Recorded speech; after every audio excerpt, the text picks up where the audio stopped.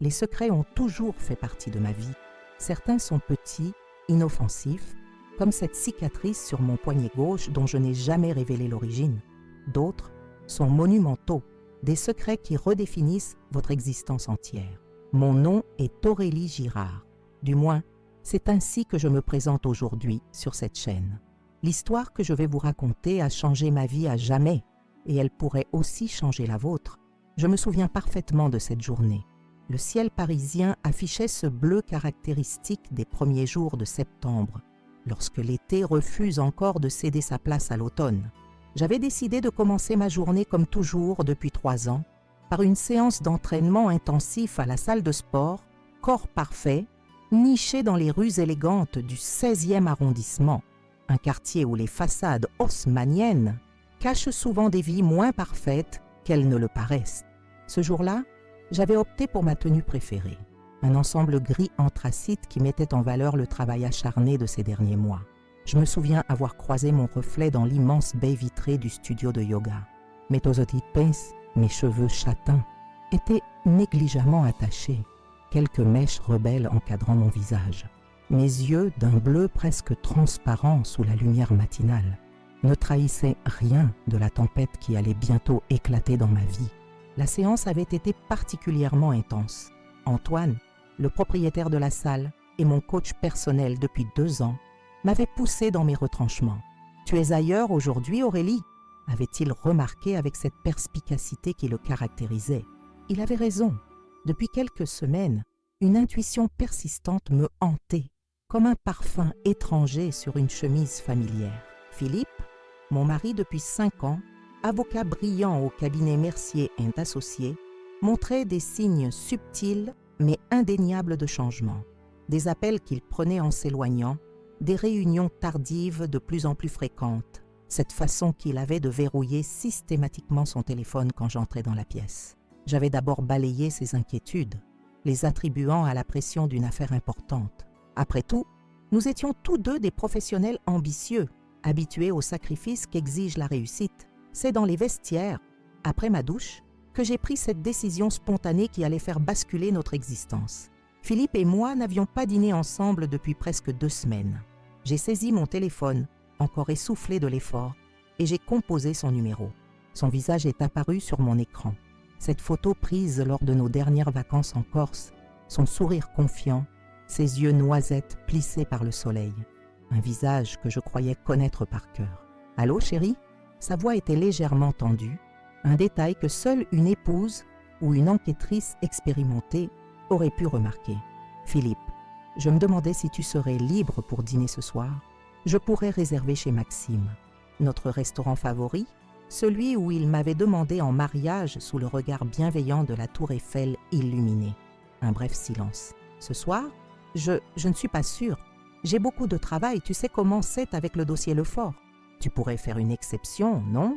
Je ne t'ai presque pas vu cette semaine. J'ai fait sonner ma voix plus vulnérable que je ne l'étais réellement. Je suis à la salle de sport, chérie, a-t-il répondu avec une assurance déconcertante. Je termine dans 1 heure environ. Je verrai où j'en suis avec le travail. Et je te rappelle, ces mots ont résonné dans ma tête comme un glas. La salle de sport, Corps Parfait, était la seule salle haut de gamme à proximité de son bureau, celle où nous avions un abonnement couple depuis 3 ans. La même salle où je me trouvais en ce moment même, mon corps encore humide de la douche, mes muscles endoloris par l'effort. Le temps s'est comme suspendu. J'ai aperçu mon reflet dans le miroir des vestiaires. Une femme grande, athlétique, le regard soudain durci par la révélation. J'ai respiré profondément, puisant dans mes années d'entraînement pour masquer le tremblement de ma voix. « D'accord, je t'attends dehors alors. » Le silence qui a suivi valait tous les aveux du monde. Je pouvais presque voir son visage se décomposer à l'autre bout de la ligne, son esprit calculant frénétiquement une échappatoire. « Dehors? Tu es où exactement? »« À Corps Parfait, Philippe. Exactement là où tu prétends être. » J'ai entendu sa respiration s'accélérer. « Je peux t'expliquer, Aurélie. Ce n'est pas ce que tu crois. » La phrase universelle des menteurs prise au piège. Je l'ai coupée. « Ne te fatigue pas. Je t'attends dehors dans 15 minutes. Si tu n'y es pas, ne prends pas la peine de rentrer à la maison ce soir. » J'ai raccroché, le cœur battant à tout rompre. Ce n'était pas tant le mensonge qui me bouleversait. Après tout, dans mon métier, les mensonges étaient monnaie courante. C'était cette sensation vertigineuse de voir s'effondrer la façade soigneusement construite de notre vie commune. Si Philippe me mentait sur sa localisation, sur quoi d'autre me mentait-il? J'ai terminé de m'habiller mécaniquement, mon esprit fonctionnant déjà à plein régime. En tant que capitaine de l'unité des crimes financiers, j'avais appris à analyser les situations de crise avec sang-froid. Cette compétence allait maintenant me servir dans ma vie personnelle. En sortant des vestiaires, j'ai croisé Manon, l'instructrice de yoga, dont la beauté éthérée et l'accent du Sud faisaient tourner bien des têtes. Elle m'a souri avec une chaleur qui m'a semblé soudain suspecte. « Séance difficile aujourd'hui, Aurélie ?» Révélatrice, ai-je répondu énigmatiquement. J'ai ensuite rejoint la réception où Gisèle, ma supposée meilleure amie, mais en réalité ma collègue de l'unité, travaillait à temps partiel pour maintenir notre couverture. Un simple regard a suffi. Elle a hoché imperceptiblement la tête et s'est détournée pour servir un client, me laissant le temps d'assimiler cette nouvelle donne. Je me suis postée près de la grande baie vitrée donnant sur l'avenue, mon reflet se superposant au paysage urbain. La femme que j'observais semblait calme, maîtresse d'elle-même, avec son petit pendentif en argent, un cadeau de Philippe pour notre 3e anniversaire, brillant doucement sur sa peau bronzée. Personne n'aurait pu deviner la tempête qui faisait rage en elle. 15 minutes se sont écoulées, puis 20. Philippe n'est pas venu.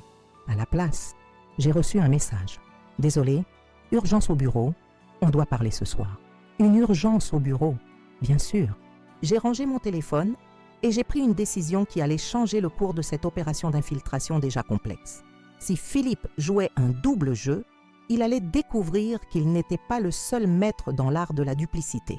J'ai quitté la salle de sport d'un pas déterminé, le soleil de septembre caressant mon visage, comme pour me rappeler que la vie continuait malgré les trahisons. Au coin de la rue, j'ai aperçu une silhouette familière qui s'engouffrait dans un taxi. Philippe, en costume impeccable, accompagné d'une femme dont je ne voyais que les longs cheveux blonds. Ce n'était pas Manon. L'intrigue s'épaississait et avec elle, ma résolution. J'ignorais encore jusqu'où cette découverte allait me mener, quel secret elle allait déterrer.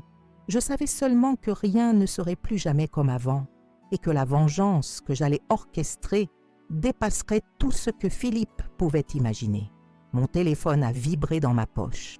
Un message de Sébastien, notre agent infiltré au cabinet. Réunion imprévue chez Mercier. Ton mari présent avec une femme non identifiée. Besoin de renfort? J'ai répondu rapidement. Négatif. Je m'en occupe personnellement. C'est ainsi que tout a commencé. Cette spirale d'événements qui allait révéler non seulement l'infidélité de mon mari, mais un réseau de corruption bien plus vaste que nous ne l'avions soupçonné initialement. La trahison personnelle allait se transformer en ma plus grande victoire professionnelle, même si le prix à payer serait plus élevé que je ne l'aurais jamais imaginé. Je n'avais jamais imaginé que ma formation d'enquêtrice serait aussi utile dans ma vie personnelle. Alors que je suivais le taxi qui emportait Philippe et cette mystérieuse blonde, je me suis surprise à appliquer instinctivement les techniques de filature que j'avais apprises à l'académie. Maintenir une distance raisonnable, changer de position régulièrement, me fondre dans la circulation parisienne comme une ombre parmi tant d'autres. Le véhicule s'est finalement arrêté devant un immeuble que je connaissais bien, le siège social de Mercier & Associés, cette prestigieuse firme d'avocats où Philippe avait construit sa réputation d'avocat impitoyable. J'ai attendu qu'ils entrent avant de garer ma voiture dans une rue adjacente. Mon cœur battait à un rythme étrangement régulier, comme si une partie de moi avait toujours su que ce jour viendrait. À travers les grandes baies vitrées du rez-de-chaussée, j'ai pu les apercevoir dans le hall d'entrée. La femme blonde s'est retournée un instant et j'ai enfin pu distinguer son visage. Ce n'était pas n'importe qui, c'était Elisabeth Mercier, la fille de Bernard Mercier, fondateur du cabinet et principal suspect dans notre enquête sur le blanchiment d'argent. Une femme que Philippe m'avait toujours décrite comme insupportablement prétentieuse lors des rares événements professionnels où nous l'avions croisée ensemble. J'ai immédiatement contacté Sébastien via notre canal sécurisé. « Je viens de voir Philippe entrer avec Elisabeth Mercier. Tu peux les localiser à l'intérieur ?» Sa réponse fut presque immédiate. Bureau de Bernard, 15e étage. Réunion confidentielle. Aucun autre associé invité. C'était inhabituel. Philippe, malgré son talent, n'était pas encore associé principal.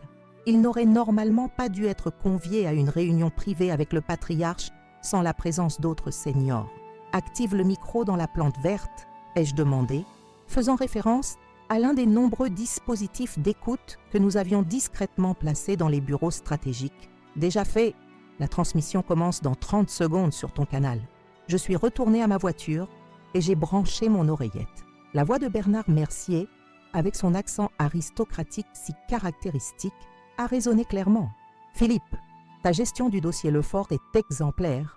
Les fonds ont été parfaitement acheminés via les sociétés écrans à Singapour et au Luxembourg. » Mon mari a répondu d'une voix que je ne lui connaissais pas, plus dure, plus froide. « Les autorités fiscales commencent à poser des questions.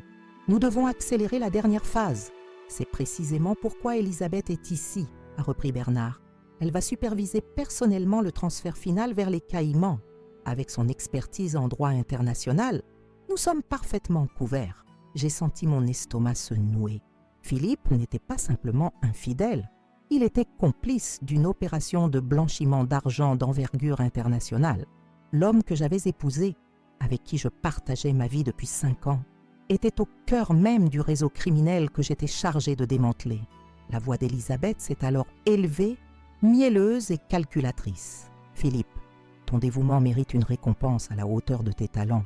Bernard et moi avons discuté de ton futur au sein du cabinet. »« Une association complète ?» a demandé Philippe, l'ambition perçant dans sa voix. « Mieux encore » a répondu Bernard. « Nous envisageons de t'offrir la direction de notre nouvelle filiale à Genève, loin des regards indiscrets de la justice française. »« Et qu'en est-il d'Aurélie ?» a demandé Elisabeth, avec une pointe de dédain dans la voix qui m'a fait serrer les poings. Un silence pesant s'est installé avant que Philippe ne réponde. « Elle ne pose aucun problème. Notre mariage n'est plus qu'une façade pratique. D'ailleurs, elle soupçonne quelque chose. Elle m'a appelé il y a 1 heure alors que je prétendais être à la salle de sport. Est-ce qu'elle pourrait devenir gênante ?» La question de Bernard était lourde de sous-entendu. « Non !» a répondu Philippe avec une assurance qui m'a glacé le sang. Aurélie est trop occupée par sa carrière dans le marketing pour prêter attention à mes activités professionnelles. Elle ne voit que ce qu'elle veut bien voir. Si seulement il savait. J'ai éteint momentanément mon récepteur, le temps de digérer ces révélations. La douleur de la trahison personnelle était maintenant éclipsée par l'ampleur de cette affaire. Ce n'était plus seulement mon mariage qui était en jeu, mais l'aboutissement de 3 années d'infiltration et le démantèlement d'un réseau de criminalité en col blanc qui avait causé des préjudices à des centaines de victimes. J'ai contacté ma supérieure hiérarchique, la commissaire Legrand, pour l'informer de ces développements. « C'est plus grave que nous le pensions », ai-je conclu après lui avoir rapporté la conversation. « Il prévoit de quitter le pays. Peut-être devrions-nous agir maintenant », a-t-elle suggéré, la préoccupation transparaissant dans sa voix habituellement impassible. « Non », ai-je répondu fermement. « Nous n'avons pas encore toutes les preuves nécessaires pour une condamnation solide. Et nous n'avons pas identifié tous les complices. Il nous faut la liste complète des clients impliqués. Aurélie, sa voix s'était adoucie. Je comprends que cette situation est particulièrement difficile pour toi sur le plan personnel, mais je suis parfaitement capable de séparer mes sentiments personnels de mes obligations professionnelles. » Ai-je coupé avec une froideur qui m'a surprise moi-même. « Donnez-moi 48 heures, je vous livrerai tout le réseau. » Après avoir raccroché, j'ai redémarré la voiture et j'ai pris la direction de notre appartement dans le 16e arrondissement. J'avais besoin de réfléchir, de planifier ma prochaine action, loin des regards de mes collègues, qui, je le savais, commençaient à s'inquiéter de mon implication émotionnelle dans cette affaire. L'appartement était plongé dans la pénombre lorsque j'y suis entré. Cet espace élégant aux lignes épurées que nous avions choisi ensemble me semblait soudain étranger, comme si chaque meuble, chaque tableau soigneusement sélectionné n'était qu'un élément de plus dans cette vaste mise en scène qu'avait été notre mariage.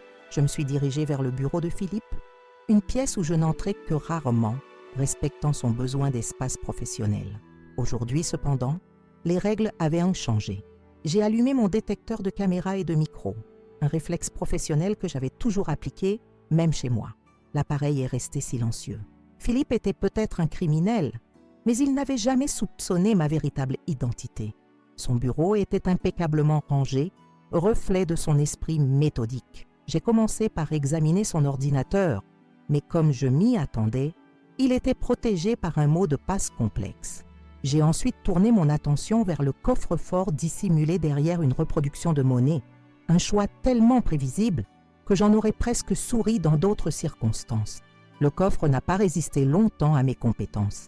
À l'intérieur, j'ai découvert une clé USB, un passeport que je ne connaissais pas au nom de Philippe Durand, et non Laurent, son véritable nom, et un petit carnet noir. Le passeport contenait plusieurs tampons d'entrée pour la Suisse et Singapour, des voyages dont je n'avais jamais entendu parler. Le carnet s'est révélé être une mine d'or, des notes manuscrites détaillant des transactions, des codes d'accès et surtout une liste de noms. Des hommes politiques, des industriels, des personnalités du monde des médias, tous clients du cabinet Mercier, tous impliqués dans ce vaste système de blanchiment d'argent. J'ai photographié chaque page méticuleusement avant de tout remettre en place exactement comme je l'avais trouvé. Philippe ne devait se douter de rien. Alors que je refermais le coffre, mon téléphone a vibré. Un message de Philippe. « Je rentrerai tard. Ne m'attends pas pour dîner. » J'ai répondu avec une normalité feinte. « D'accord. Le dossier Lefort ?» Sa réponse a tardé légèrement. « Oui. Comment le sais-tu ? Tu en as parlé ce matin. » Ai-je menti avec une facilité qui m'a effrayée ? Bon courage. J'ai ensuite contacté Gisèle pour organiser une réunion d'urgence avec l'équipe. Nous nous sommes retrouvés dans un appartement anonyme que nous utilisions comme planque dans le 11e arrondissement, loin des quartiers huppés où évoluait notre cible. Sébastien, Antoine, Gisèle et 2 autres agents étaient morts présents lorsque j'ai exposé la situation et les nouvelles preuves obtenues. La liste des clients impliqués est plus étendue que nous le pensions, ai-je conclu. Et il prévoit de déplacer l'opération à Genève très prochainement. Nous devons agir maintenant, a insisté Sébastien, faisant écho aux préoccupations de la commissaire. Pas encore, ai-je répondu fermement. Il nous manque encore les preuves des transactions elles-mêmes. Les carnets de Philippe sont utiles, mais insuffisants pour une condamnation certaine. Alors comment procédons-nous ? A demandé Antoine, toujours pragmatique. J'ai pris une profonde inspiration. La soirée annuelle du cabinet a lieu dans 3 jours à l'hôtel particulier. Tous les associés et les clients principaux seront présents. C'est notre chance. Une opération en public ? Gisèle semblait sceptique. C'est risqué. C'est précisément ce qui les prendra au dépourvu, ai-je argumenté. Ils ne s'attendront jamais à être exposés devant leurs pairs et leurs clients. La pression sociale pourrait même nous aider à obtenir des aveux sur place. Nous avons passé les heures suivantes à planifier l'opération dans ses moindres détails. Chaque agent avait un rôle précis, chaque scénario possible était envisagé. Au milieu de cette effervescence professionnelle, j'essayais d'ignorer la douleur sourde qui persistait dans ma poitrine. Ce n'était pas le moment de s'apitoyer sur mon mariage brisé. Lorsque je suis rentrée à l'appartement, bien après minuit, Philippe était déjà là, endormi dans notre lit.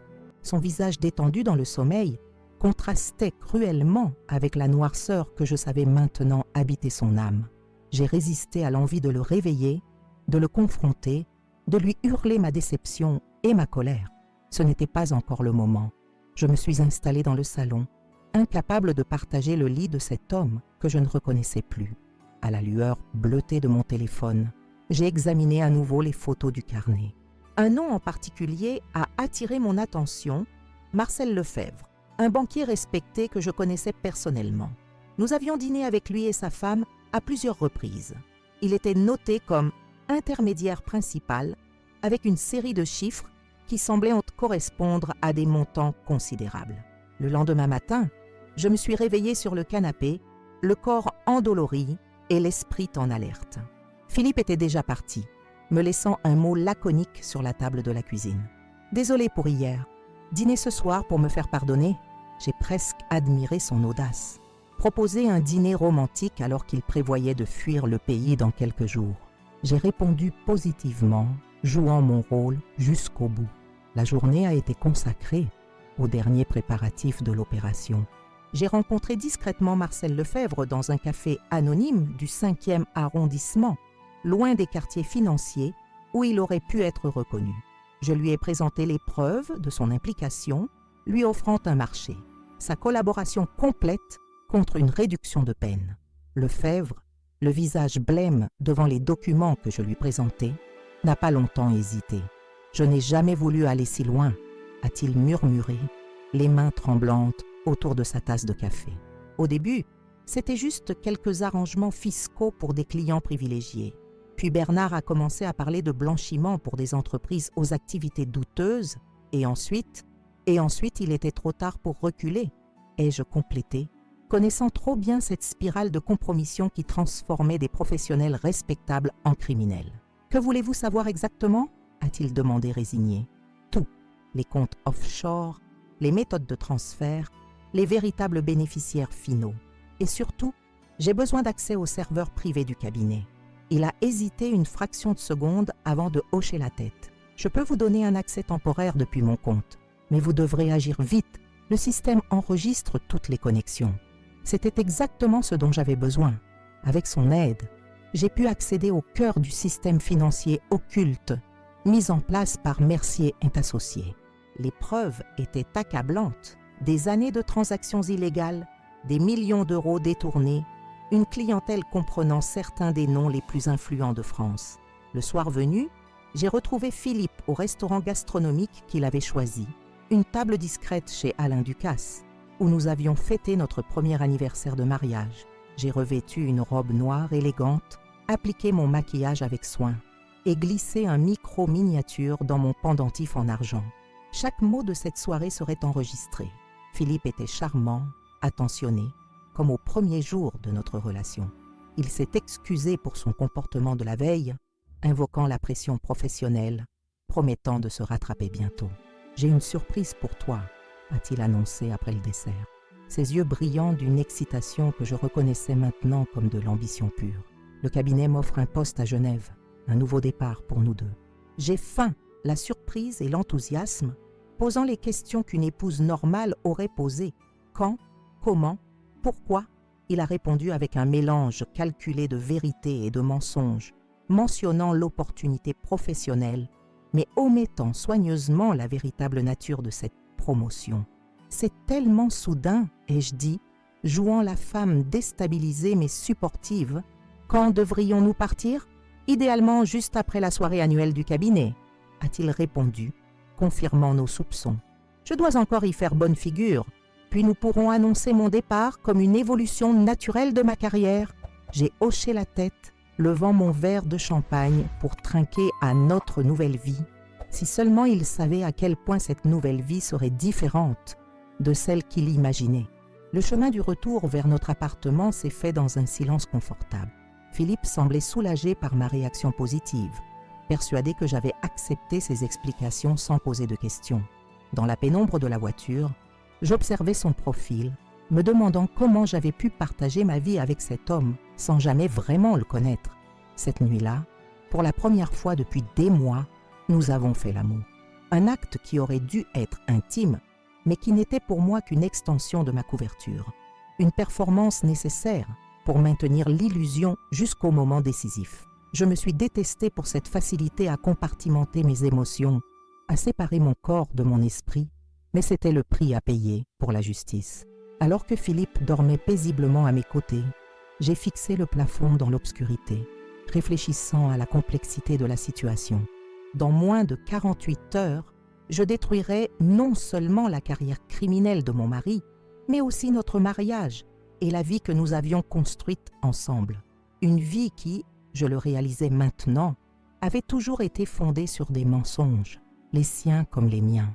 Les dernières heures avant une opération majeure ont toujours une qualité particulière, un mélange d'anticipation fébrile et de calme forcé. Le jour précédant la soirée annuelle du cabinet Mercier, je me suis réveillée avant l'aube, incapable de trouver le sommeil plus longtemps. Philippe dormait encore, son visage serein dans la lumière grisâtre du matin parisien, inconscient de l'ouragan qui s'apprêtait à s'abattre sur sa vie soigneusement orchestrée. J'ai quitté le lit sans bruit et me suis préparé un café dans notre cuisine design aux surfaces immaculées. Cette cuisine où nous avions préparé tant de dîners ensemble, partagé tant de moments quotidiens qui semblaient authentiques. Avaient-ils tous été fins Y avait-il eu des instants de vérité dans ce mariage construit sur une double imposture? Mon téléphone a vibré discrètement. Un message codé de Sébastien. Le rossignol chante à midi. Notre signal pour une réunion d'urgence. J'ai répondu par un simple « confirmé » avant d'effacer immédiatement la conversation. J'ai laissé un mot à Philippe, prétextant une séance matinale à la salle de sport suivie d'un brunch avec Gisèle. La facilité avec laquelle les mensonges me venaient aux lèvres me troublait parfois. Mais n'était-ce pas précisément cette capacité qui faisait de moi une bonne enquêtrice? La planque du 11e arrondissement bourdonnait d'activité lorsque j'y suis arrivée. Une dizaine d'agents s'affairaient autour d'écrans d'ordinateurs, de plans et de dossiers. La commissaire Legrand était présente, chose rare pour une opération de terrain, signe de l'importance capitale de cette affaire. « Aurélie » m'a-t-elle accueillie avec un hochement de tête. « Nous avons du nouveau ?» Elle m'a conduite vers un écran où s'affichait une série de transactions bancaires. Des sommes astronomiques transitant par un labyrinthe de sociétés écrans avant d'atterrir dans divers paradis fiscaux. Lefebvre a tenu parole, ai-je constaté en reconnaissant l'accès au système interne du cabinet. Et il a fait plus encore, a ajouté Sébastien en nous rejoignant. Il a fourni les identifiants personnels de Bernard Mercier lui-même. Nous avons accès à ses emails privés. C'était inespéré. Bernard Mercier, avec son arrogance caractéristique des hommes de pouvoir qui se croient intouchables, avait conservé des traces écrites de ses machinations les plus sordides. « Il y a autre chose !» a poursuivi la commissaire, son visage habituellement impassible, trahissant une certaine inquiétude. « Le nom de ton mari apparaît dans des échanges concernant une opération appelée Phénix. D'après ce que nous avons pu déchiffrer, il s'agit d'un plan pour faire disparaître physiquement certaines preuves compromettantes. Et certaines personnes aussi, a complété Sébastien, en me tendant une tablette. J'ai parcouru les messages échangés entre Bernard et Philippe. Des termes codés, bien sûr, mais suffisamment transparents pour qui savait lire entre les lignes. Ils évoquaient l'élimination d'obstacles potentiels, incluant un certain poisson rouge devenu trop curieux, une référence évidente à un enquêteur financier qui s'était approché trop près de leurs opérations l'année précédente. L'homme avait officiellement péri dans un accident de voiture. Philippe était impliqué ? Ai-je demandé, ma voix trahissant pour la première fois une émotion que je m'étais efforcé de réprimer.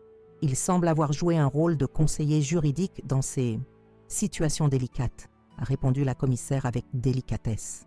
Je comprendrai si tu souhaitais te retirer de l'opération, Aurélie. J'ai redressé les épaules, retrouvant instantanément ma posture professionnelle. Absolument pas. Je suis la mieux placée pour le piéger. Il ne me soupçonne pas une seconde. La journée s'est écoulée dans une frénésie de préparatifs. Chaque détail de l'opération prévue pour le lendemain soir était méticuleusement vérifié et contre-vérifié.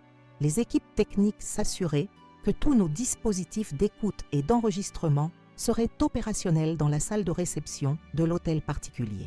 Les agents de soutien répétèrent leur couverture, leur position stratégique, leurs itinéraires d'évacuation en cas de complications. J'ai personnellement supervisé la préparation du matériel technologique qui serait au cœur de notre coup de théâtre. Un système capable de pirater simultanément tous les écrans de la salle pour diffuser les preuves que nous avions accumulées. Un expert en informatique, Thomas, travaillait d'arrache-pied pour finaliser ce dispositif complexe. « Tu es sûr que ça fonctionnera ?» lui ai-je demandé pour la 3e fois. Il a levé les yeux de son écran, un sourire confiant aux lèvres. Je pourrais pirater la NASA avec ce système. Alors une soirée mondaine dans un hôtel parisien, j'ai hoché la tête satisfaite. Thomas était peut-être excentrique avec ses cheveux teints en bleu et ses multiples piercings, mais il était le meilleur dans son domaine. En fin d'après-midi, j'ai reçu un appel de Philippe. Sa voix était légèrement tendue, ce qui aurait été imperceptible pour quiconque ne le connaissait pas aussi intimement que moi. « Chérie, je voulais confirmer pour demain soir. La voiture viendra nous chercher à 19h30. Porte ta robe Dior, celle que je t'ai offerte pour ton anniversaire. Bernard tient à ce que nous fassions forte impression. Bien sûr, mon amour, ai-je répondu avec une douceur calculée. J'ai hâte de célébrer ton succès avec toi. Après avoir raccroché, j'ai ressenti un pincement au cœur. Malgré tout ce que je savais désormais sur lui, une partie de moi continuait à s'accrocher aux fragments de l'homme que j'avais cru aimer. Était-ce de la faiblesse professionnelle ou simplement de l'humanité. Je suis rentrée à notre appartement en début de soirée, juste à temps pour préparer un dîner léger que nous avons partagé dans un silence relativement confortable. Philippe semblait préoccupé, consultant fréquemment son téléphone et répondant par monosyllabes à mes tentatives de conversation. « Tout va bien ?» ai-je finalement demandé, jouant la femme inquiète. Il a relevé la tête, comme surpris par ma présence. « Oui, oui, juste des détails de dernière minute pour la soirée de demain. Tu sais comment est Bernard avec les apparences. Tu sembles tendu ces derniers temps. » ai-je insisté, cherchant à le faire parler. « Est-ce que c'est uniquement lié au travail ? Un éclair de quelque chose, culpabilité, méfiance, a traversé son regard avant qu'il ne se reprenne. Le cabinet traverse une période de transition importante. Avec ce poste à Genève, beaucoup de choses vont changer pour nous, pour le mieux j'espère. Bien sûr, a-t-il affirmé avec une conviction qui aurait pu me convaincre si je n'avais pas vu les preuves de sa duplicité. Une nouvelle vie, de nouvelles opportunités. Nous pourrons peut-être même envisager de fonder une famille là-bas. Cette dernière phrase m'a frappée comme un coup physique. Nous avions souvent évoqué la possibilité d'avoir des enfants, remettant toujours à plus tard cette décision, en raison de nos carrières respectives. Entendre Philippe mentionner ce rêve partagé dans le contexte de son plan de fuite m'a semblé d'une cruauté presque insoutenable. J'ai souri néanmoins, levant mon verre pour trinquer à cet avenir fictif. À notre nouvelle vie alors, cette nuit-là, allongée aux côtés de Philippe endormi, j'ai longuement contemplé le plafond de notre chambre, repassant mentalement chaque détail de l'opération à venir. Je savais que je marchais sur une ligne très fine entre professionnalisme et implication personnelle. La commissaire Legrand avait raison de s'inquiéter, mais elle ignorait un fait crucial. Mon engagement dans cette affaire n'avait jamais été aussi profond que depuis que j'avais découvert la véritable nature de l'homme qui partageait ma vie. À l'aube, je me suis glissée hors du lit et me suis rendue à la salle de sport, non pas pour maintenir ma couverture, mais parce que j'avais besoin d'évacuer la tension qui s'accumulait en moi.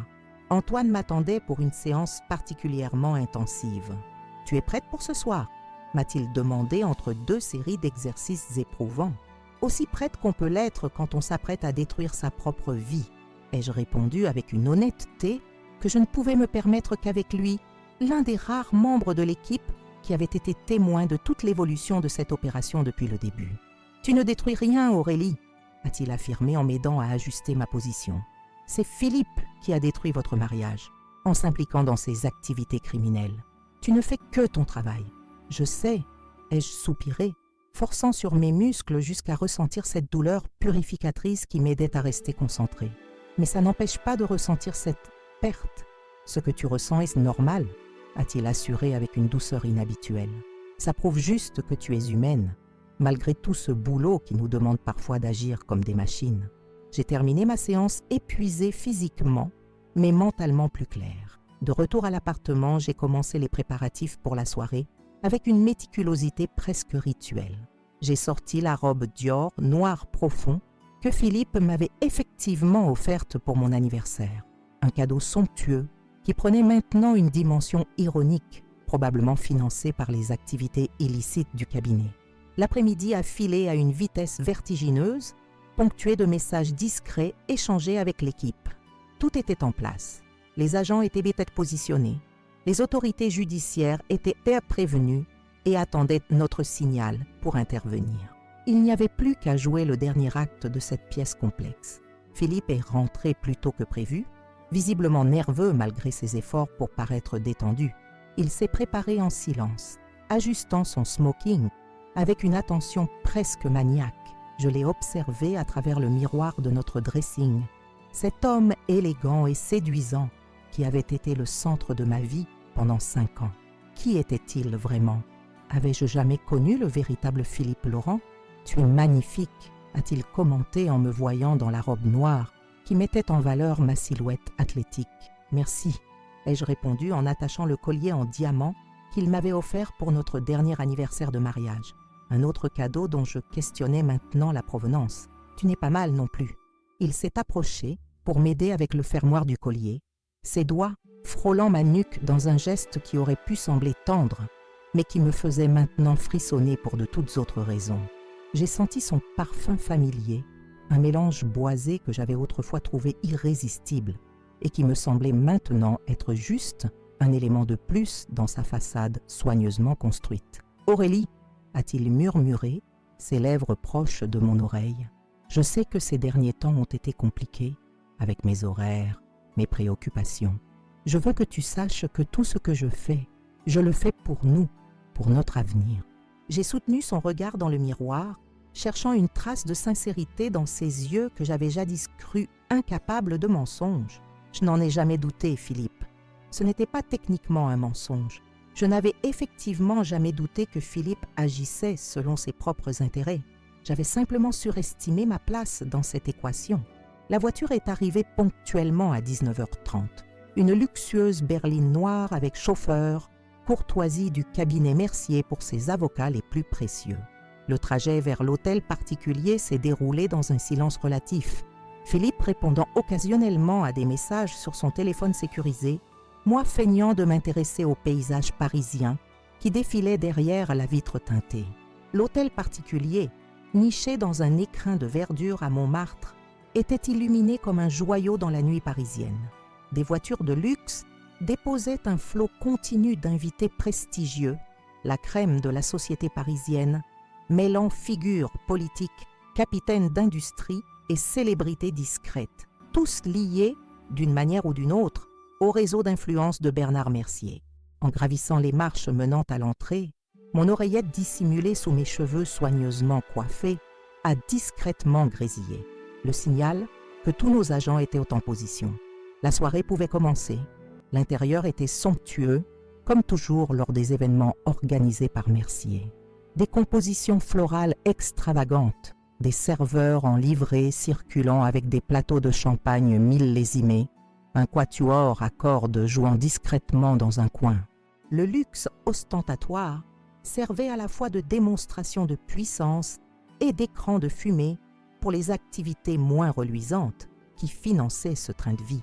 Bernard Mercier nous a accueillis avec une effusion calculée, embrassant Philippe comme un fils prodigue et m'offrant ses baisers parisiens dont la chaleur n'atteignait jamais ses yeux froids. « Aurélie, toujours aussi ravissante », a-t-il commenté avec ce regard évaluateur qui me mettait invariablement mal à l'aise. « Philippe a une chance inouïe de vous avoir à ses côtés. »« C'est moi qui suis chanceuse, Bernard », ai-je répondu avec un sourire parfaitement calibré. « Philippe est un homme exceptionnel. Et nous savons le reconnaître », a-t-il ajouté avec un clin d'œil complice à mon mari. « D'ailleurs, j'ai une annonce à faire ce soir qui devrait vous intéresser tous les deux. » Philippe a hoché la tête, visiblement au courant de ce qui allait suivre. L'annonce publique de sa promotion à Genève, sans doute. Le premier pas vers leur plan d'évasion. La soirée s'est déroulée selon le rituel immuable de ces événements mondains. Conversations superficielles, échanges de politesse, discussions cryptiques, où les véritables affaires se négociaient sous couvert de banalité. J'ai joué mon rôle à la perfection, l'épouse élégante et discrète, suffisamment intelligente pour tenir une conversation, mais pas assez pour représenter une menace. J'ai repéré Sébastien, déguisé en serveur, qui m'a fait un signe imperceptible pour confirmer que tout était prêt. Thomas, notre expert technique, avait réussi à s'introduire dans la régie audiovisuelle de la salle. Gisèle, magnifique dans une robe rouge qui attirait stratégiquement l'attention, était positionnée près de la sortie principale pour bloquer toute tentative de fuite. À 22 heures précises, Bernard Mercier a demandé l'attention de l'Assemblée en tapant délicatement sur son verre de cristal. Le moment était venu. « Chers amis, chers partenaires », a-t-il commencé avec cette voix de baryton qui avait convaincu tant de juges et séduit tant de clients fortunés. C'est avec une immense fierté que je vous annonce ce soir une évolution majeure pour notre cabinet. J'ai discrètement appuyé sur le bouton dissimulé dans mon bracelet, le signal pour Thomas de lancer notre opération. Un silence soudain a envahi la salle, tandis que les lumières vacillaient brièvement. L'élégant Bernard Mercier, interrompu en plein discours, a froncé les sourcils avec contrariété, pensant sans doute à un problème technique mineur. Cette expression s'est rapidement transformée en stupeur lorsque tous les écrans de la salle, le grand écran derrière lui, les tablettes disposées sur les tables et même les smartphones des invités se sont allumés simultanément, affichant le logo de la brigade financière. Qu'est-ce que... a murmuré Philippe à mes côtés, son visage se décomposant progressivement, alors que des documents confidentiels du cabinet commençaient à défiler sur les écrans. J'ai senti sa main se crisper sur mon bras. « Aurélie, nous devons partir. Maintenant. »« Pourquoi, mon amour ?» ai-je demandé innocemment, tout en observant la panique qui s'emparait graduellement de l'assemblée. Bernard n'a pas terminé son annonce. « Ce n'est pas le moment, » a-t-il insisté, tirant sur mon bras avec une force qui aurait laissé des marques si je n'avais pas été préparée. J'ai dégagé mon bras d'un mouvement fluide, me positionnant stratégiquement pour bloquer sa retraite vers la sortie la plus proche. Je crois, au contraire, que c'est exactement le moment, Philippe. La confusion dans son regard s'est lentement transformée en compréhension, puis en horreur, lorsque mon visage est apparu sur tous les écrans, accompagné de mon grade et de mon affiliation à la brigade financière. Un murmure collectif a parcouru l'assemblée. « Non !» a-t-il soufflé, reculant d'un pas comme s'il avait reçu un coup physique. « C'est impossible. Capitaine Aurélie Girard, unité des crimes financiers. » ai-je déclaré d'une voix claire qui a résonné dans la salle soudain silencieuse, ayant activé le micro dissimulé dans mon collier. Au nom de la République française, je place Bernard Mercier, Philippe Laurent et leurs associés en état d'arrestation pour blanchiment d'argent, fraude fiscale aggravée, corruption active et passive et complicité dans l'opération criminelle connue sous le nom de Code Phénix. Comme orchestrée par un metteur en scène invisible, les portes de la salle se sont ouvertes pour laisser entrer une douzaine d'agents en civil qui ont commencé à encercler stratégiquement les principaux suspects. Le chaos contrôlé qui a suivi était exactement ce que nous avions prévu. Suffisamment de confusion pour empêcher toute fuite organisée, mais pas assez pour mettre en danger qui que ce soit. Bernard Mercier, contrairement à son protégé, n'a pas perdu sa contenance. Avec le sang-froid qui avait fait sa réputation dans les tribunaux, il a calmement posé son verre et s'est adressé à moi, comme si nous discutions d'un point de droit mineur. « Capitaine Girard, ou devrais-je dire Madame Laurent, une mise en scène impressionnante, je dois l'admettre, mais vous outrepassez sérieusement vos fonctions. Mon avocat va... Votre avocat ne peut rien pour vous cette fois, Bernard. » L'ai-je coupé, savourant malgré moi l'expression de surprise qui a brièvement troublé son masque d'assurance. « Nous avons tout, les comptes offshore, les transactions avec les organisations criminelles, les documents de l'opération Phénix, y compris ceux concernant l'élimination du juge Moreau. » À la mention de ce nom, plusieurs invités, principalement des magistrats et hauts fonctionnaires, ont audiblement inspiré. Le juge François Moreau, retrouvé mort dans sa voiture au fond d'un ravin l'année précédente, était respecté dans les cercles judiciaires.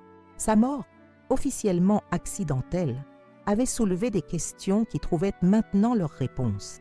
Philippe, contrairement à son mentor, semblait avoir perdu toute capacité à maintenir une façade. Son visage oscillait entre pâleur cadavérique et rougeur d'humiliation. Ses yeux, que j'avais autrefois trouvés si expressifs, si sincères, brûlaient maintenant d'une rage froide dirigée exclusivement vers moi. « 5 ans », a-t-il articulé entre ses dents serrées. 5 ans de mariage, et tout ça n'était qu'un mensonge. J'ai soutenu son regard, refusant de me laisser déstabiliser par cette inversion accusatoire, si typique des manipulateurs. Intéressant que ce soit toi qui parles de mensonges, Philippe, toi qui prévoyais de disparaître à Genève avec l'argent blanchi, me laissant probablement dans l'ignorance jusqu'au dernier moment. C'était pour nous protéger, a-t-il tenté, baissant la voix comme si cette conversation pouvait encore rester privée malgré les dizaines de témoins qui nous entouraient. Pour nous construire une meilleure vie. Une vie construite sur des crimes, ai-je répliqué, sentant malgré moi une pointe de douleur percer à travers mon armure professionnelle. Sur le dos de personnes innocentes, sur le cadavre du juge Moreau, son tressaillement à la mention de ce nom a confirmé mes soupçons les plus sombres. Philippe n'avait pas seulement été complice passif des actes les plus répréhensibles du cabinet, il y avait activement participé. « Ce n'est pas ce que tu crois », a-t-il murmuré, jetant un regard nerveux vers Bernard, qui était maintenant menotté par 2 agents. « Alors éclaire-moi », ai-je proposé, croisant les bras pour dissimuler le léger tremblement de mes mains. « Explique-moi comment l'homme que j'ai épousé s'est transformé en criminel, prêt à tuer pour protéger ses intérêts financiers. » Un mouvement dans la foule a attiré mon attention. Élisabeth Mercier, la fille de Bernard et complice de Philippe dans plus d'un sens, tentait discrètement de se diriger vers une sortie secondaire. D'un simple signe de tête, j'ai alerté Gisèle, qui l'a interceptée avec une élégance qui masquait efficacement la fermeté de son intervention. « Ce n'était pas pour l'argent », a repris Philippe, ses yeux suivant aussi le mouvement d'Élisabeth. « Pas uniquement. C'était le pouvoir, l'influence. Bernard m'a montré comment le monde fonctionne réellement, au-delà des illusions naïves sur la justice et l'équité. Et tu as choisi de suivre sa vision plutôt que tes propres principes, ai-je constaté, me rappelant l'étudiant idéaliste que Philippe prétendait avoir été, celui qui voulait changer le système de l'intérieur, défendre les opprimés. Un personnage probablement aussi fictif que notre mariage. Les principes ne te protègent pas dans ce monde, Aurélie, a-t-il répondu avec une sincérité soudaine qui m'a presque ébranlée. Ils ne nourrissent pas ta famille, ils ne t'offrent pas de sécurité.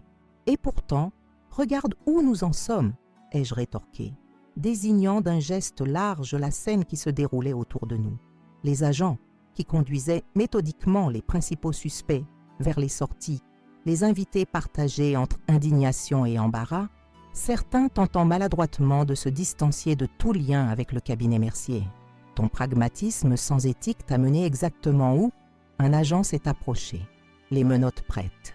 J'ai hoché la tête pour lui donner le feu vert. Alors qu'il s'apprêtait à menotter Philippe, une pensée m'a traversé, un besoin presque viscéral de comprendre une dernière chose. « Attends », ai-je demandé à l'agent avant de me tourner vers Philippe. Une dernière question. Notre mariage. Était-ce entièrement une façade pour toi aussi? Y a-t-il eu un seul moment authentique? Son regard a vacillé, une fissure apparaissant dans son masque de colère froide.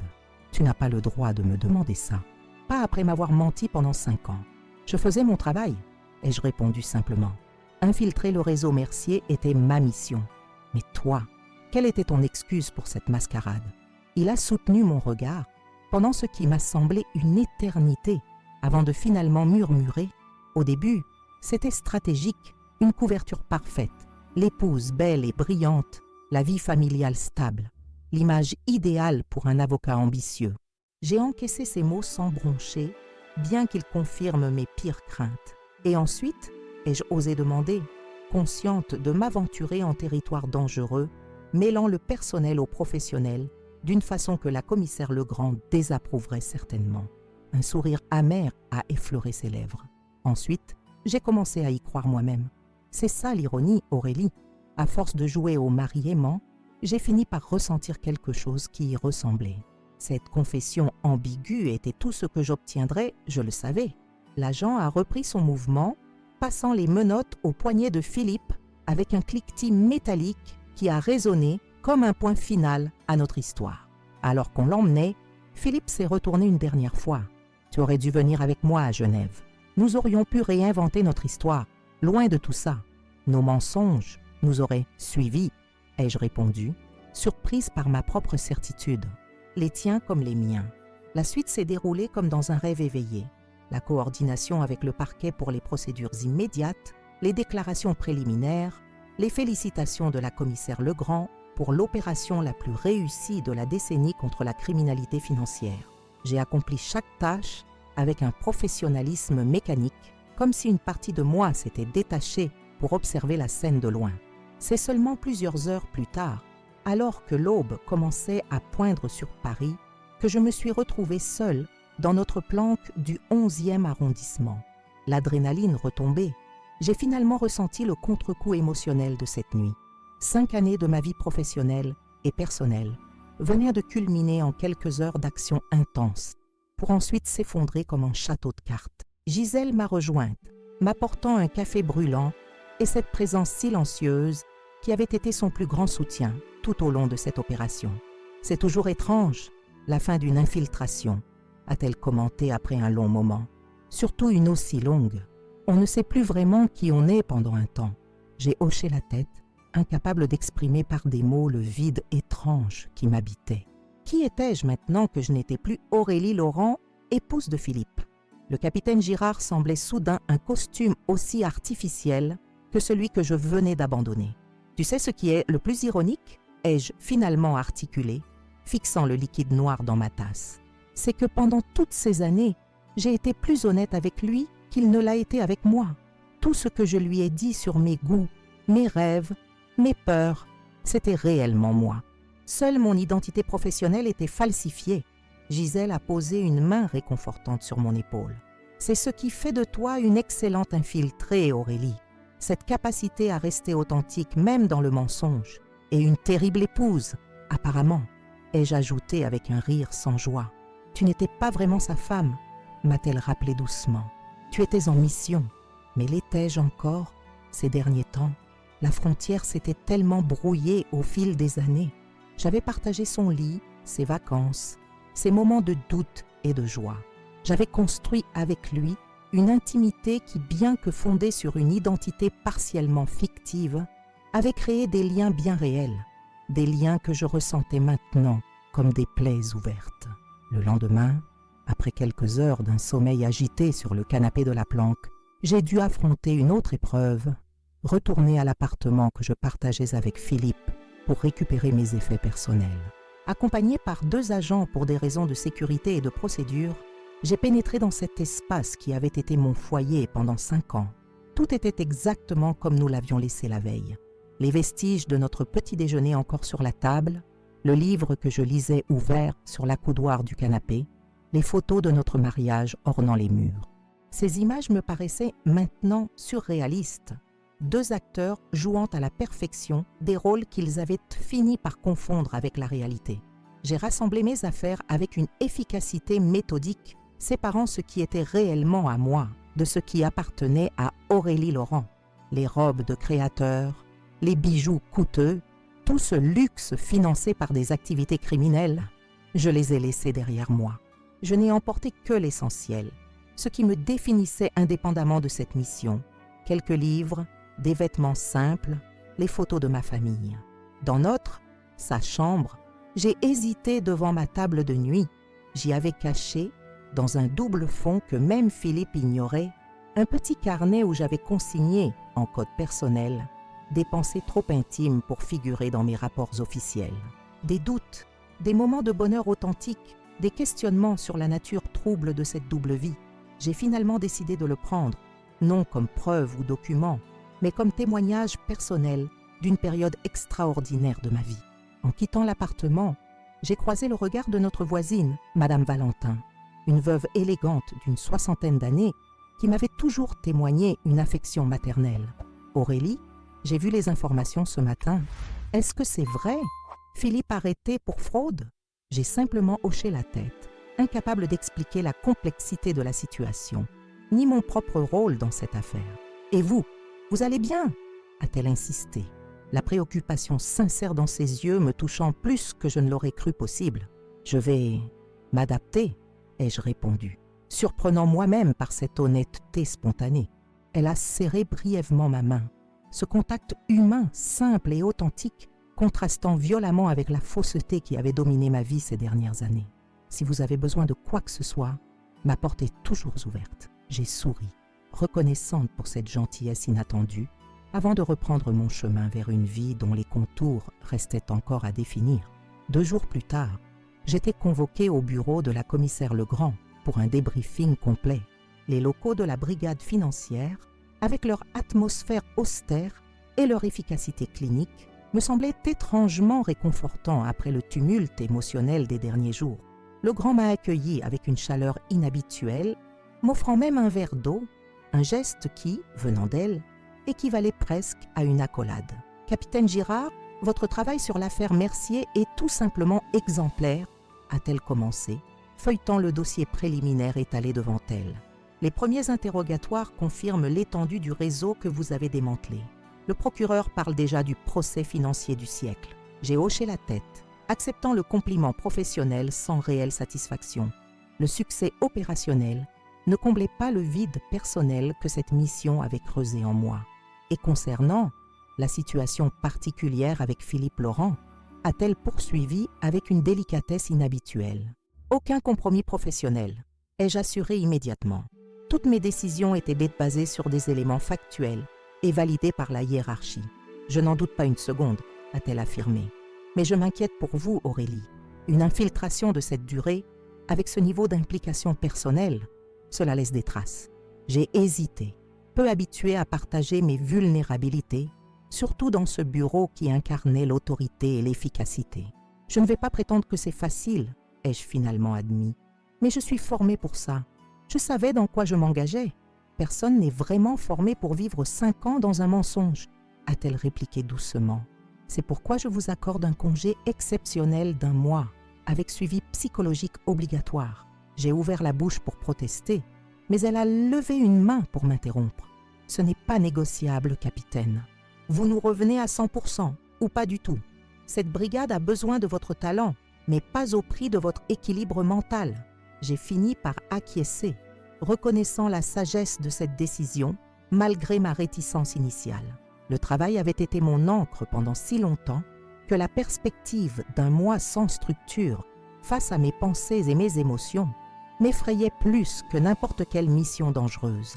Les premiers jours de mon congé forcé se sont écoulés dans une brume étrange. J'ai quitté Paris, incapable de supporter les regards curieux et les chuchotements qui me suivaient depuis que l'affaire Mercier avait fait la une de tous les journaux. L'épouse infiltrée, comme m'avaient surnommé certains tabloïds, cherchant désespérément à romancer ce qui n'avait été pour moi qu'une mission particulièrement éprouvante. J'ai trouvé refuge dans la maison familiale en Bretagne, un petit cottage face à l'océan que mes parents m'avaient légué, un lieu préservé de ma double vie où ni Aurélie Laurent, l'épouse parfaite, ni le capitaine Girard, l'enquêtrice implacable, n'avaient jamais mis les pieds. Juste Aurélie, la fille qui avait grandi en contemplant l'horizon, rêvant d'aventure et de justice.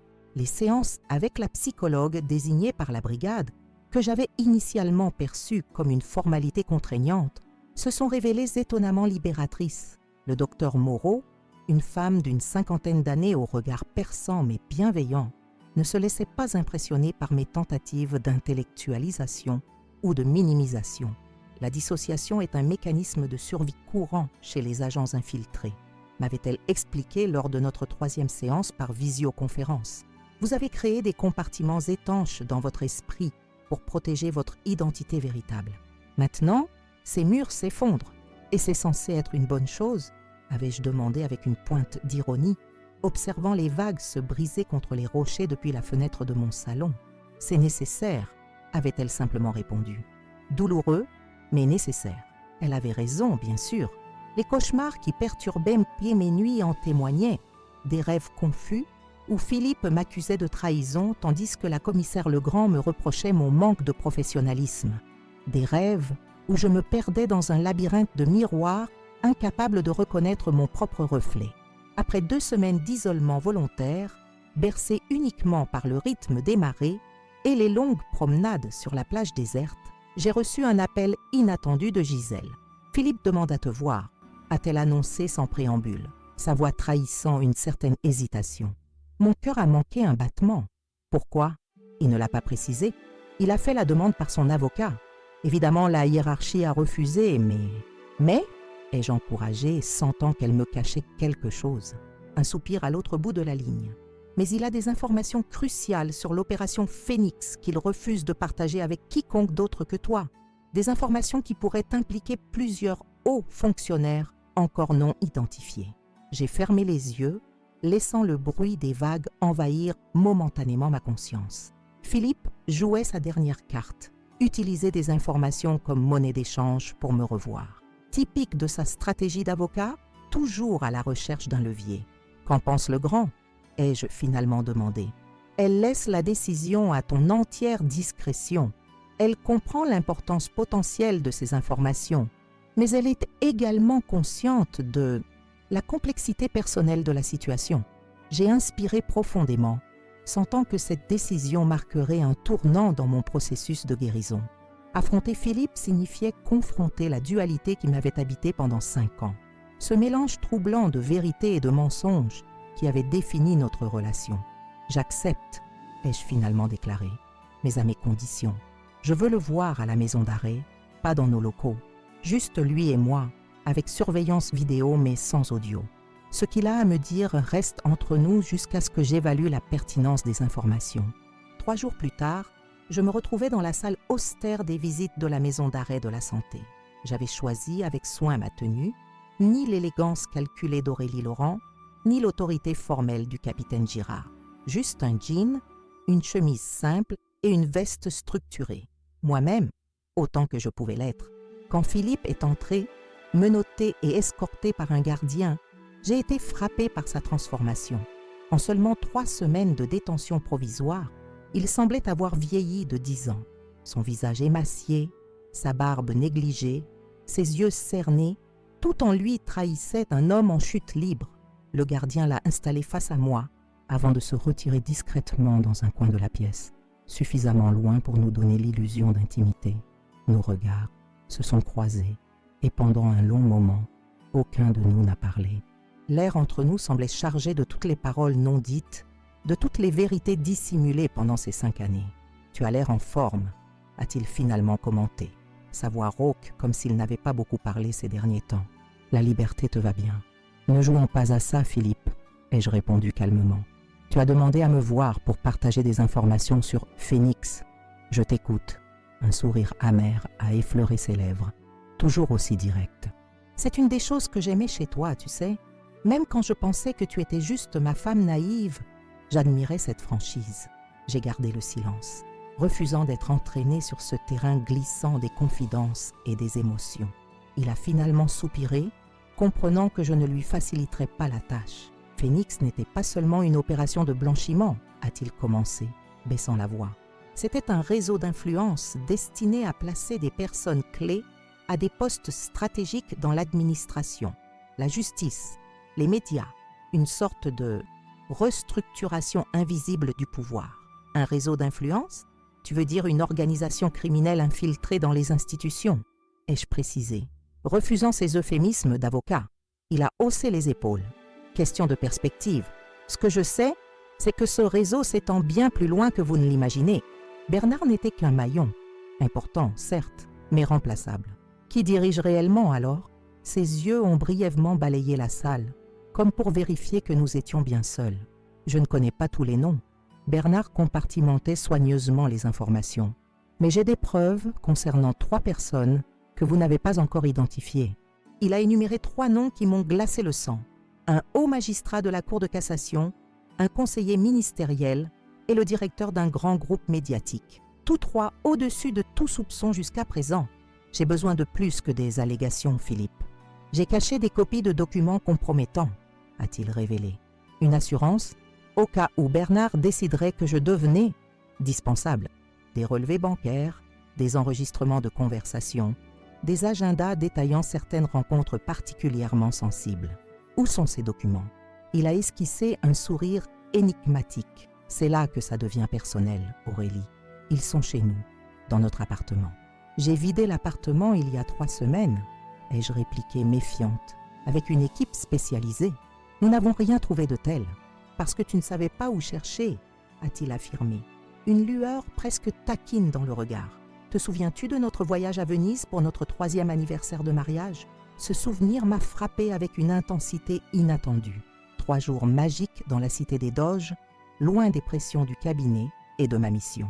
Un rare moment où nos masques respectifs s'étaient légèrement fissurés, laissant entrevoir quelque chose de presque authentique. « Le tableau !» ai-je murmuré, comprenant soudain. « Celui que tu as insisté pour acheter à ce petit artiste sur la place Saint-Marc. » Il a hoché la tête, une expression presque tendre traversant son visage émacié. « Tu te moquais de moi parce qu'il était affreusement kitsch. Tu disais qu'il jurait terriblement avec notre décoration minimaliste. Alors je l'ai relégué dans le bureau des invités, ai-je complété, me rappelant maintenant pourquoi ce tableau particulier avait échappé à notre inspection. Cette pièce, rarement utilisée, avait été sommairement vérifiée puis scellée.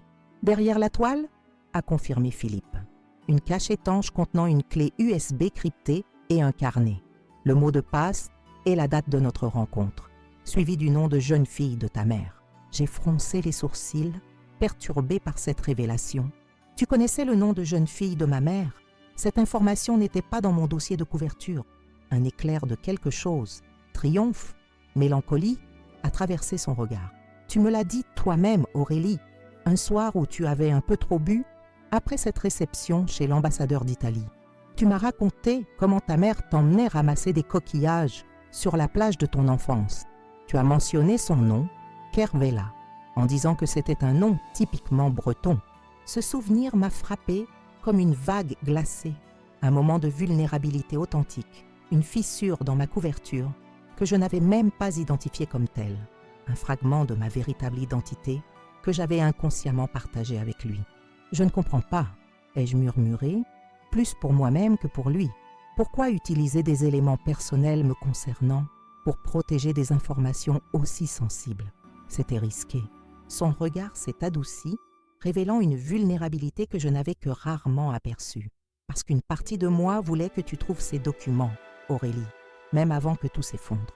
Une partie de moi cherchait une rédemption peut-être, ou simplement une issue à cette spirale dans laquelle je m'étais enfermée. J'ai détourné les yeux, incapable de soutenir l'intensité de son regard. Cette confession inattendue brouillait les lignes soigneusement tracées entre l'enquêtrice et la cible, entre la victime et le manipulateur. Ces informations, ai-je repris, retrouvant mon professionnalisme comme un bouclier. Elles sont suffisamment solides pour des mises en examen, des condamnations, a-t-il corrigé avec une certitude qui ne laissait place à aucun doute. J'étais leur avocat, Aurélie. Je connaissais exactement les preuves nécessaires pour blinder un dossier. Qu'attends-tu en échange?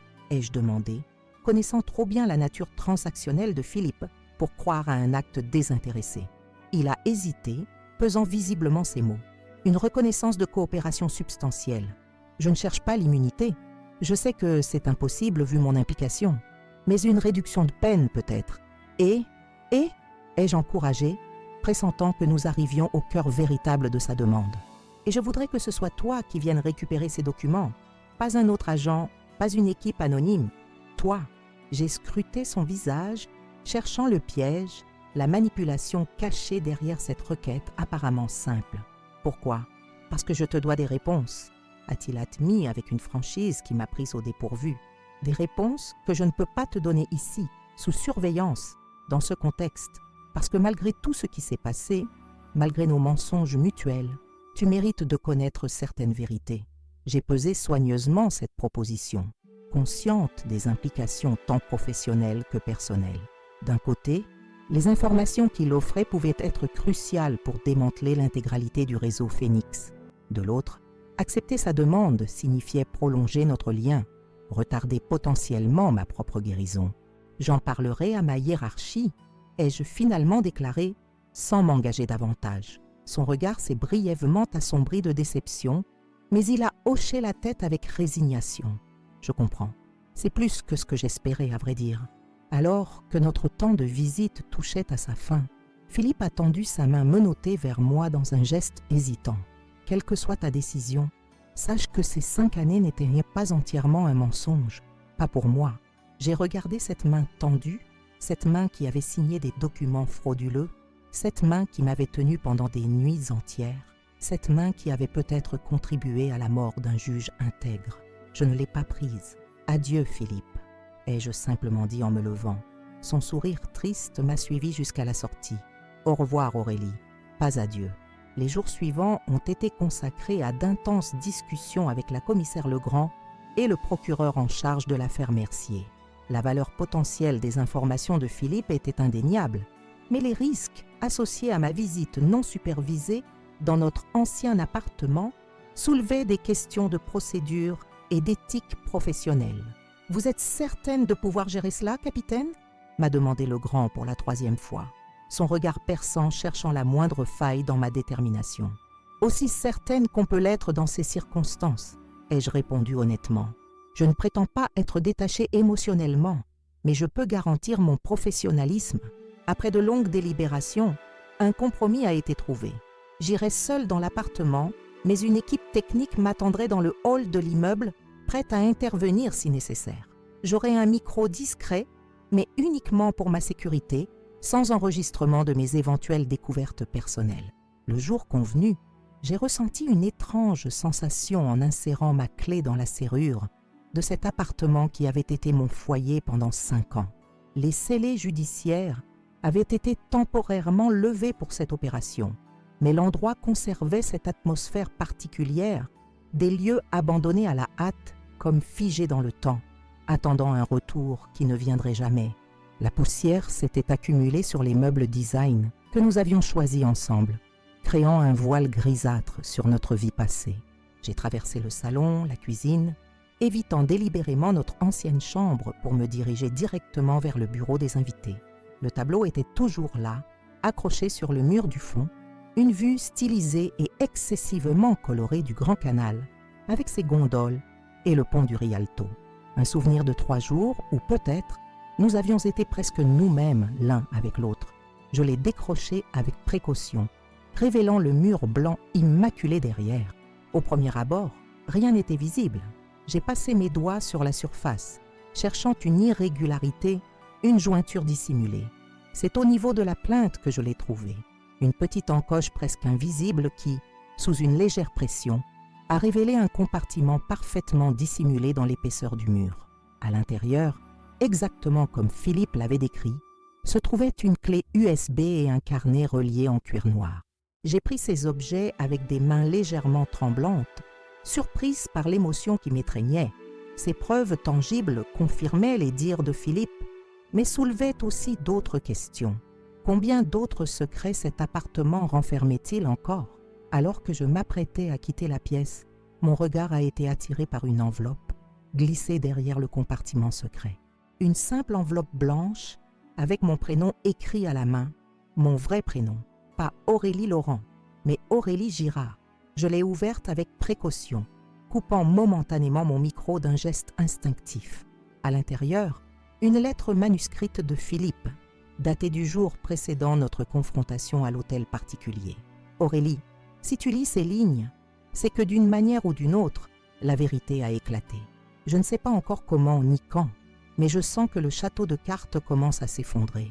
Je ne chercherai pas à me justifier, mais mes choix m'appartiennent avec leurs conséquences. Mais je te dois au moins la vérité sur un point. Je sais qui tu es réellement. Je l'ai découvert il y a presque 2 ans, quand Bernard a commencé à soupçonner une taupe au sein du cabinet. Il a fait surveiller plusieurs personnes, dont moi et par extension, toi. J'aurais dû te dénoncer immédiatement. C'était la décision logique, celle qui aurait protégé mes intérêts et ceux du cabinet.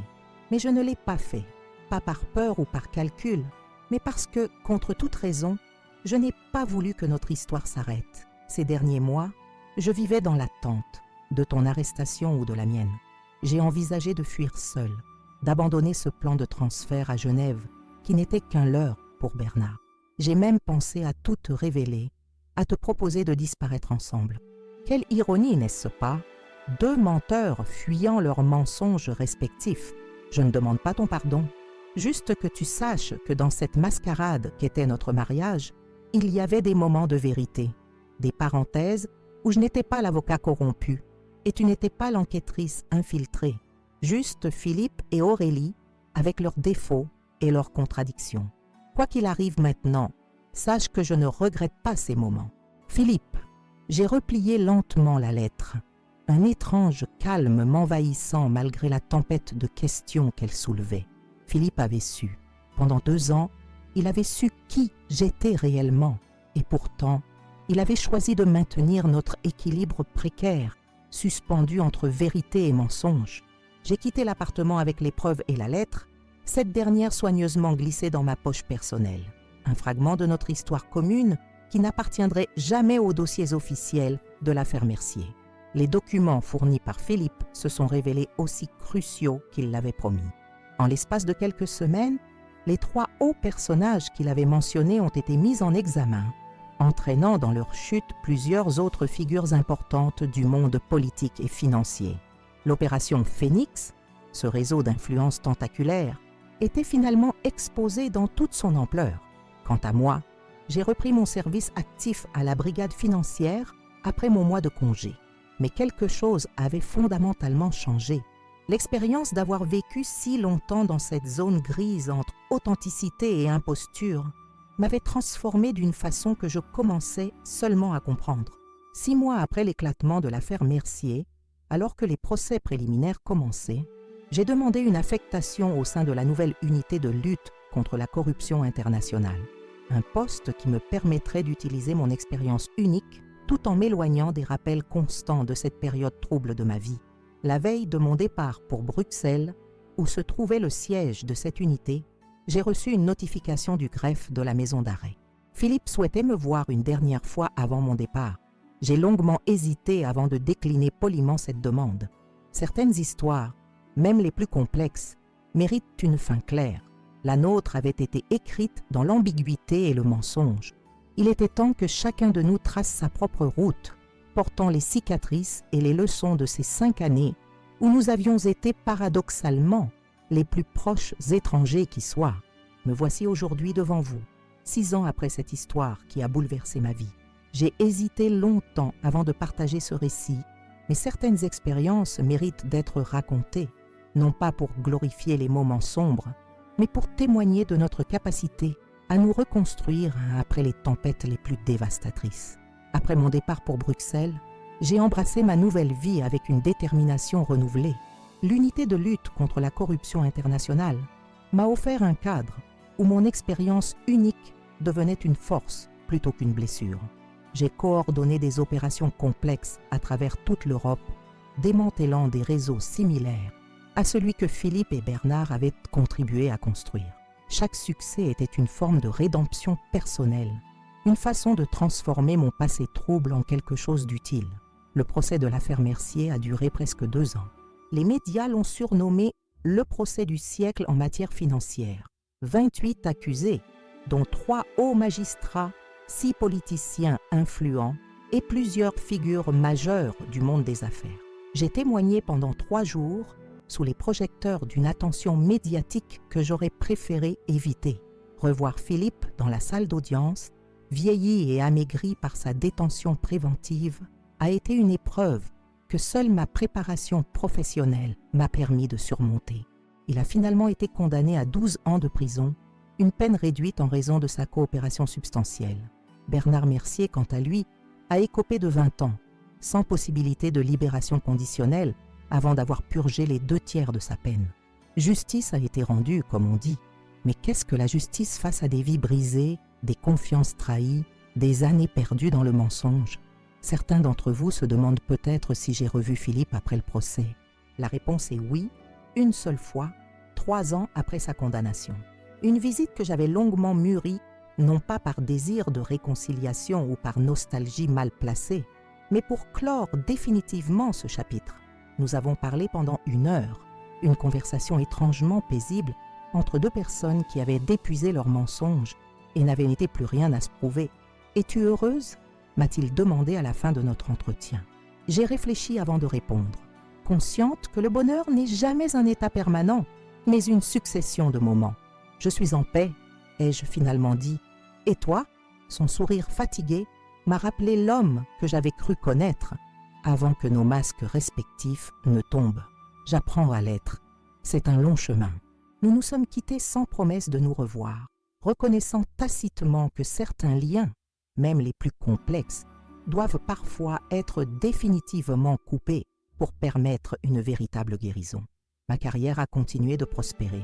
L'année dernière, j'ai été nommé à la tête d'une force opérationnelle spéciale dédiée à la lutte contre les réseaux criminels transnationaux.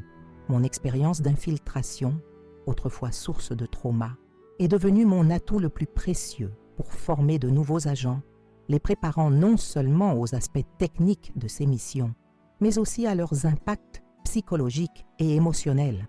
Quant à ma vie personnelle, elle a pris un tournant inattendu lorsque j'ai rencontré Marc, un professeur de littérature comparée qui ne connaissait rien de l'affaire Mercier et s'intéressait à la personne que j'étais devenue plutôt qu'à mon passé médiatisé. Construire une relation basée sur l'honnêteté après avoir vécu si longtemps dans le mensonge a été un défi quotidien, mais aussi la plus belle des renaissances. J'ai appris que nos cicatrices ne définissent pas qui nous sommes, mais témoignent simplement d'où nous venons. L'expérience de la trahison, celle que j'ai subie et celle que j'ai infligée, même au nom de la justice, m'a enseigné la valeur inestimable de l'authenticité. Dans un monde où les apparences sont souvent trompeuses, oser être véritablement soi-même devient un acte révolutionnaire. Si je partage cette histoire aujourd'hui, Ce n'est pas pour me mettre en avant ou pour satisfaire une quelconque curiosité morbide. C'est parce que je crois profondément au pouvoir des récits personnels pour éclairer les zones d'ombre de l'existence humaine. Nous traversons tous, à un moment ou un autre, des périodes où notre identité se fragmente, où nous nous perdons dans des rôles qui ne nous correspondent pas. Mon histoire est extrême par ses circonstances, mais universelle dans son essence. Je vous invite à réfléchir à vos propres masques, ceux que vous portez par nécessité, par peur, par habitude.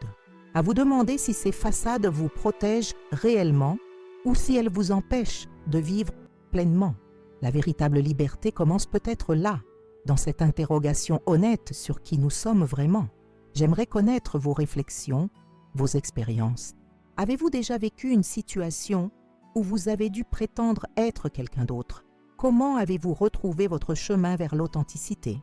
Partagez vos pensées dans les commentaires ci-dessous. Vos témoignages sont précieux, non seulement pour moi, mais pour toute notre communauté de Histoires à entendre. Si cette histoire vous a touché, je vous invite chaleureusement à vous abonner à notre chaîne. Chaque semaine, nous partageons des récits authentiques qui explorent les complexités de l'existence humaine. Des histoires qui résonnent au-delà des évidences et nous connectent dans notre humanité partagée.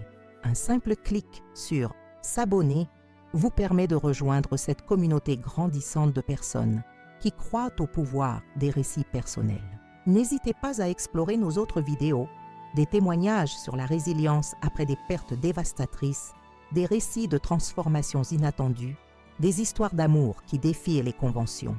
Chaque récit est unique, mais tous partagent cette même quête de sens et d'authenticité qui nous unit fondamentalement. Votre soutien signifie énormément pour nous. Un simple « j'aime » ou un commentaire nous montre que ces histoires résonnent, qu'elles créent des ponts entre nos expériences singulières. La création de ces contenus demande un investissement considérable en temps, en recherche et en production. Si vous souhaitez nous aider à continuer cette mission et à améliorer constamment la qualité de nos vidéos, vous pouvez également contribuer via la fonction « Merci » située sous cette vidéo.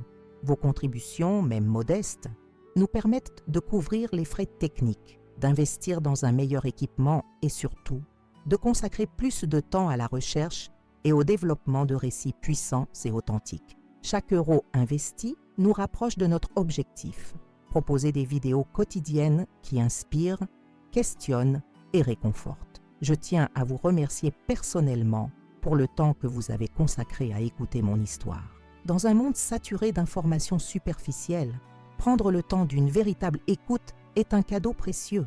Votre présence attentive donne sens à cette démarche de partage, transformant une expérience personnelle douloureuse en une opportunité collective de réflexion et de croissance. À bientôt pour de nouvelles histoires qui, je l'espère, continueront à nourrir cette conversation essentielle sur notre humanité partagée. N'oubliez pas, derrière chaque appel que nous recevons, chaque message anodin, peut se cacher une révélation qui changera le cours de notre existence. Comme ce jour où j'ai appelé mon mari qui m'a dit qu'il était à la salle de sport alors que j'y étais déjà. La vie est faite de ces moments charnières, de ces bifurcations inattendues. Ce qui compte, ce n'est pas tant les épreuves que nous traversons, mais la personne que nous choisissons de devenir à travers elles. Ma métamorphose continue chaque jour et j'espère que le partage de mon parcours contribuera, même modestement, à illuminer le vôtre.